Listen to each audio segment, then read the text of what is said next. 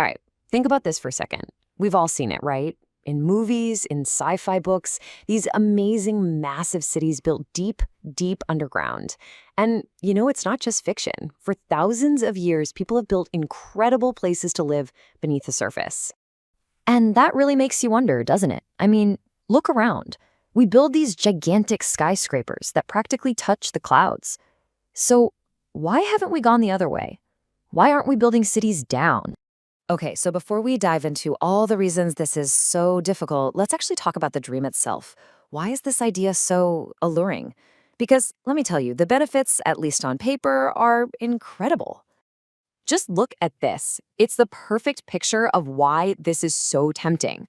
Imagine freeing up all that surface land for parks, for forests, for nature. And down below, you got perfect climate control. No more massive heating or AC bills. Plus, you're totally safe from storms, disasters, you name it. It's a vision of total security and efficiency. This idea of going underground isn't some newfangled sci-fi concept. We've been doing it for ages. Way back in ancient times, you had places like Derinkuyu in Turkey, these huge underground shelters. Then, boom, 1863, the London Underground completely changes how we think about city travel. And of course, during the Cold War, we built these insane bunkers like Cheyenne Mountain to survive a nuclear attack. But here's the key thing to notice. We've always built underground for a very specific reason. Defense, transport, survival, but never just for, living. And there's a really good reason for that. All right, so if the dream is so great and we've been digging for centuries, what's stopping us? What's the holdup? Well, this is where we hit a wall. Because the reality is, there's a whole list of massive obstacles that can turn this dream into a complete nightmare. And here they are laid out for us. We can really break down the why not into 6 major categories. You've got the physical challenges, the financial ones, the human psychological stuff, the logistics of safety, the ecological impact, and finally, all the legal red tape. Honestly, just one of these is a huge problem. All 6 together, it's a mountain to climb. So let's tackle the first 2 big ones because they're basically 2 sides of the same very, very expensive coin, the engineering and the economics.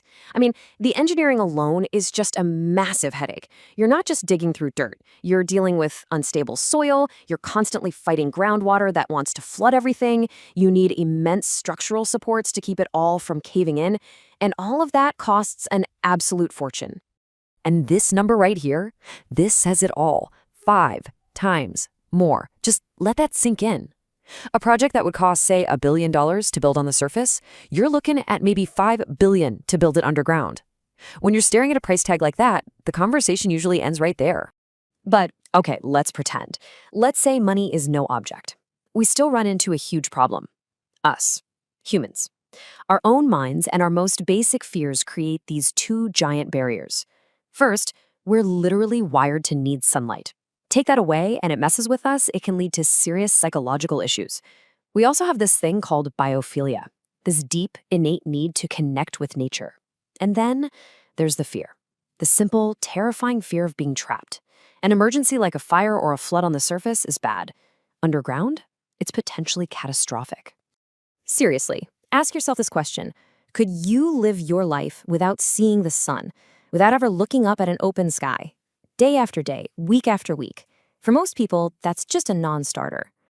And finally, we've got the last 2 hurdles, and they are doozies. The environmental impact is huge. What do you do with literally millions of tons of rock you just dug up? And you could mess up the groundwater for an entire region.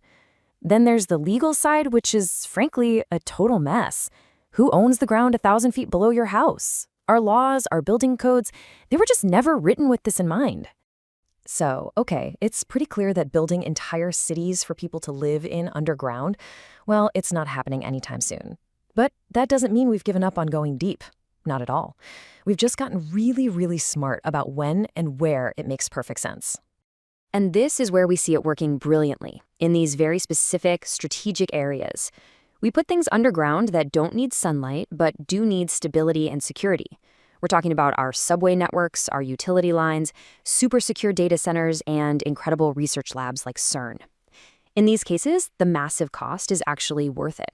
A perfect example of this is Montreal's Réseau, what they call the underground city. Now, people don't live there, but it's this massive, sprawling network that connects shopping malls, metro stations, offices, everything.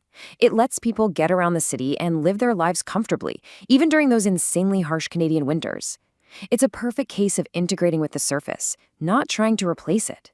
So, where does that leave us? Are underground cities just a sci-fi fantasy forever? Well, maybe not. The story is definitely not over. In fact, there are a few really powerful forces at play that might just push us to start looking down again, and seriously this time. There are really three big things pushing us deeper.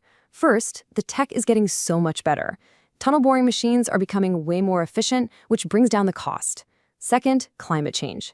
As weather gets more extreme, the idea of having super protected, climate-resilient infrastructure underground starts to look pretty darn good. And third is just space. Our biggest cities are running out of room. We've built up as far as we can, so the only direction left to go might just be down.